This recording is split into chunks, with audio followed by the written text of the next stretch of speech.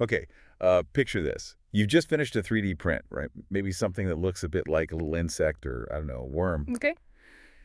You connect a simple air tube to it, and this soft, multi-legged thing, fresh off the print bed, just, Mhm. well, starts walking away. Wow. No wires, no batteries, no complex chips telling it what to do. It's just moving, powered purely by air and the ingenious way it's designed. Right. That image, that reality, is exactly what we're diving into today. It really does feel like something straight out of science fiction, but landing right on your desktop, doesn't it? The simplicity is almost deceptive. Absolutely. And our mission in this deep dive is to peel back the layers and understand how this is possible. We're unpacking a fascinating breakthrough in soft robotics. Yeah, coming out of the University of Edinburgh and AMOF, we've got some really interesting recent articles and research papers to draw on here. Exactly. Our goal is to get to the heart of the science and the engineering behind these remarkable little machines. Uh, How do they achieve such complex-seeming movement with such simple inputs? and why are they suddenly so affordable to create? That's a big one. And, maybe most importantly, what could this fundamentally change about the future of robotics? Yeah. And for you listening right now, this isn't just something happening in some far-off lab. This is technology being built with surprisingly accessible components, stuff you could almost get your hands on. Right. Understanding these fundamental building blocks, it's increasingly important as automation and robotics become more integrated into our world. It shows you don't always need immense complexity to get interesting results. Precisely. It's a fantastic example of how intricate adaptive behavior can emerge from, well, elegant physical principles and smart material design, not only from sophisticated electronics and programming. So if you're finding this deep dive intriguing already, do us a favor and remember to like and subscribe. It genuinely helps us bring you more explorations of cutting-edge research like this. And seriously, we love hearing what you're curious about. Leave a comment below suggesting what you'd like us to dive into next. Okay, let's set the stage then. Before we get to the walking part, we need to talk about soft robotics itself. Right, the broader context. When most people think robot, they probably picture something rigid, metal maybe, probably clanking around. Yeah, the classic sci-fi robot. Exactly. But soft robots, made from flexible materials like soft plastics or rubbers, they offer totally different possibilities. Think about scenarios where a rigid robot just wouldn't work well, like delicately handling internal organs during surgery. Or navigating tight spaces filled with unpredictable debris in something like, say, nuclear decommissioning. That's a huge potential area. Or exploring unknown, uneven terrain on another planet. Softness gives them compliance, adaptability. And the ability to interact more safely with delicate or unpredictable environments. But, and this is key, actually bringing this potential into widespread real-world use has been, well, incredibly challenging. Right, the sources highlight this. Yeah, the field has been held back by things like a lack of standardized design tools, the high cost of materials, and complex manufacturing processes. And the need for really specialized hands-on expertise just to build around. It wasn't something just anyone could jump into. Not at all. So the vision was clear, the potential was huge, but the practical hurdles to actually making and using them were significant. Which brings us directly to the core innovation here, the thing that changes the game. Exactly. The breakthrough that potentially knocks down those barriers is the development of this low-cost, incredibly accessible desktop 3D printing system by the Edinburgh team. This fundamentally changes who can participate in soft robotics. And when we say low cost, we mean really low. Yeah. The sources point out this user-friendly setup, they call it the Flex Printer, can be put together for less than, what was it, 400 pounds? Yeah, less than 400 pounds, using standard off-the-shelf components you can just buy online or from hardware stores. It's remarkable. That's amazing for potentially cutting-edge robotics. And it's not just the price, it's the ease of use. Apparently, even first-time users can assemble the system and start printing functional robots within just a few days. Few days. Wow. Yeah, Max Gepner, one of the PhD students involved, he's quoted explaining that before this, mastering printing with these kinds of materials could take years. But their platform makes previously impossible prints easy. That's a direct quote. Okay, so low cost, easy to use. Yeah. And they made the designs public. Crucially, yes, open source, publicly available. That combination is why Gepner calls it a game changer. It completely bypasses those expensive, specialized manufacturing bottlenecks that held the field back. Right. It dramatically lowers the barrier to entry, opens up soft robotics research and development to labs, schools, enthusiasts, basically anyone, anywhere. Anyone with a few hundred pounds in a few days can now essentially become a soft robotics manufacturer. That is a game changer. That democratization is huge for accelerating the field. But the accessible manufacturing is just one half of the story. The other, equally fascinating half, is the elegant science behind how these robots move. Without any traditional electronic brain or control system. Exactly. Okay, this is where it gets really interesting for me. These robots are powered by nothing more than simple air pressure fed into their soft plastic limbs. Just air. And their movement comes from a totally mechanical principle called self-oscillation. The researchers captured it perfectly. These robots essentially think with their legs. It's a great phrase, isn't it? What's truly clever is the core mechanism, the spontaneous formation and propagation of a kink along the length of the soft tube that forms a limb. A kink, like a sharp bend. Exactly. It's a mechanical instability, not an electrical signal, that drives this rhythmic motion. So how does just a kink make it move repeatedly? The researchers developed a model, right? A sort of simplified mass spring analogy. They did. It helps explain the physics. There are a few key things happening. First, the soft tube itself has this nonlinear relationship between the torque you apply to bend it and the angle it bends. Meaning there's a point where applying just a little more force causes it to suddenly snap into a sharp bend. Right. Like when you bend a flexible plastic ruler just enough and it suddenly buckles. Okay, I see. That sudden snap? That mechanical instability is what forms the initial sharp kink. Okay, so it snaps into a kink. Then what's happening with the air supply? Does the kink block it? Precisely. That kink, where the tube effectively folds onto itself, creates a significant bottleneck. It dramatically increases the fluidic resistance inside the tube. Right. So with a constant air supply pushing in, this increased resistance causes pressure to build up before the kink. Like a traffic jam of air right before the fold.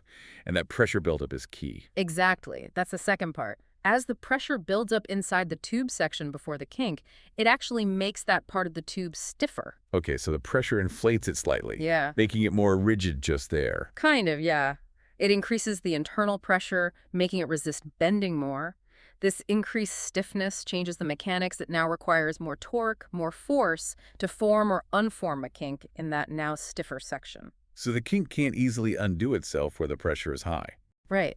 And this leads to the third part. As the pressure keeps building, it essentially pushes the existing kink forward along the tube towards the sections that are less pressurized and therefore less stiff, easier to bend. And as the kink travels, the pressure releases behind it, I assume. Exactly. The section behind the kink relaxes, the pressure drops there, but now the pressure is building up before the newly positioned kink, making that section stiffen. And driving the kink forward again. It's a cycle. It's a continuous, self-sustaining wave.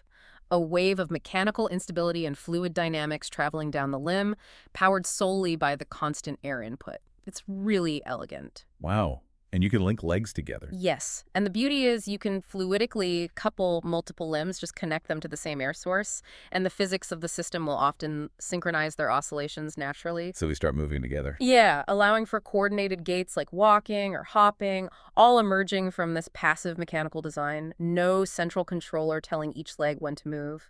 That is genuinely mind-blowing. No computer control, just physics playing out in a smart structure. So what can these elegant, air-powered, kink-driven robots actually do? What are they showing? Well, as you said, they can walk straight out of the machine as soon as you connect the air supply. The researchers demonstrated several impressive capabilities. Like the tethered version, the one powered through a thin air tube. How fast was that? That tethered robot really showcases the speed potential. It achieved speeds of about 1.08 meters per second. Which translates to roughly 30 body lengths per second.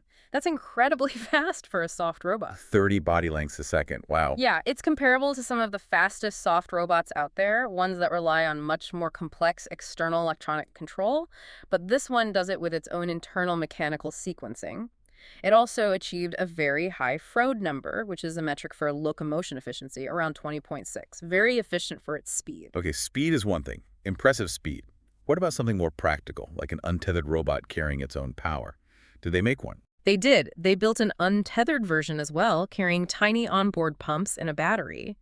This one demonstrated a hopping gait. Hopping. Okay. How fast did that one go? It moved at about 18 centimeters per second, so just under 2 body lengths per second. Slower, obviously, because it's carrying its power source. Still pretty respectable. Yeah. And they measured its efficiency too, right? The sources made a really interesting comparison. They did. They calculated the cost of transport. That's a standard way to compare energy efficiency of movement across animals, robots, everything. And this untethered robot had a cost of transport of about 11, which they note makes it more efficient than a mouse. More efficient than a mouse. Powered by tiny pumps and thinking with its legs. That's genuinely surprising. It really is. Shows the potential efficiency of this kind of fluidic actuation. What about navigating different environments? Can they adapt? Yeah, the untethered robot also showed some impressive adaptability. Get this. When they placed it in water, the same robot, using the same simple air supply, it automatically switches from an in-phase hopping gait, which works on land, to an anti-phase flapping gait. Basically, the legs move out of sync, which allows it to swim effectively. Wait, it just does that automatically? Yes. The fluid dynamics change in water, the surrounding medium affects how the limbs couple, and the robot's movement adapts. No reprogramming needed. The physics just works out differently. So it instinctively knows how to move in water versus air, just based on the physics interacting with its body. That's the idea. The environment changes the dynamics, and the robot's passive mechanics respond. It's really neat. Okay, that's cool. Did they add any sensing? Can it react to things? They even demonstrated a basic form of autonomy by adding just 2 photoresistors, simple light sensors, and 2 transistors. Still minimal electronics.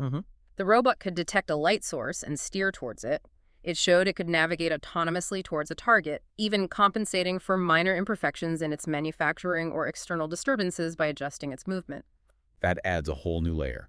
Simple external sensors guiding the internal mechanical intelligence. What about rough terrain? Can these soft bots handle bumps or uneven ground? Good question. They tested that too. Initially, on granular terrain like sand or gravel, the robot had a tendency to tip over. It used its front rigid parts as a pivot point. Ah, okay. So not perfect first try. No, but that led to refinement. With a relatively simple redesign making the front limbs a bit longer and placing them wider apart, they successfully navigated the uneven surface. What did the redesign do? It basically helped stabilize the in-phase synchronization needed to walk effectively on that kind of challenging ground, prevented the tipping. So they can walk fast, hop efficiently, more efficiently than a mouse, swim, find light, and handle rough ground with a few tweaks. All built with an inexpensive 3D printer and powered by air and smart mechanical design. It's quite a package, isn't it? Demonstrating how complex behavior can emerge from surprisingly simple components and principles. Which really brings us back to the key takeaways from this fascinating deep dive. What are the big things we should remember? Okay, first, the major innovation here is the development of a genuinely low-cost, accessible 3D printing method for soft robots. Under 400 pounds, off-the-shelf parts. Making this technology available far beyond just elite research labs. That's huge. Absolutely. Second, the core scientific principle driving these robots is that elegant self-oscillation. Their sophisticated movement isn't orchestrated by silicon chips. Right. It's the dynamic interplay of air pressure and the mechanical design of the soft limbs that self-propagating kink is the engine. Physics as the brain. Beautifully put. And finally, despite this underlying simplicity, the capabilities they've demonstrated are truly impressive. Yeah, very fast tethered locomotion, remarkably efficient untethered hopping and swimming. Plus that basic ability to navigate autonomously towards light and successful negotiation of challenging granular terrain after a smart design iteration. It really makes you rethink where complexity actually resides, doesn't it? It's not just in computation. It can be designed directly into the material and structure itself. Exactly. Which leads us to a provocative thought to leave you with today. If these robots can achieve complex adaptive behaviors like walking, hopping, swimming, navigating, just by designing smart physical structures powered by air? What other forms of thinking or intelligent behavior could we unlock by focusing more on engineering the materials and mechanics of a system, rather than defaulting to ever more complex electronics and software? Could we build things that think with their bodies in even more sophisticated ways? It certainly opens up a whole new frontier in how we design intelligent systems, moving beyond the traditional silicon-centric approach. Yeah. A lot to think about there. Absolutely. Well, thank you for joining us for this deep dive. We hope you found this exploration of walking robots that print themselves as fascinating as we did. It was a pleasure delving into this research. Really exciting stuff. If you enjoyed this deep dive, Please remember to like and subscribe so you don't miss our future explorations. And definitely leave a comment below with your suggestions for what we should dive into next. We read them all. We do. Thanks for listening. Until next time.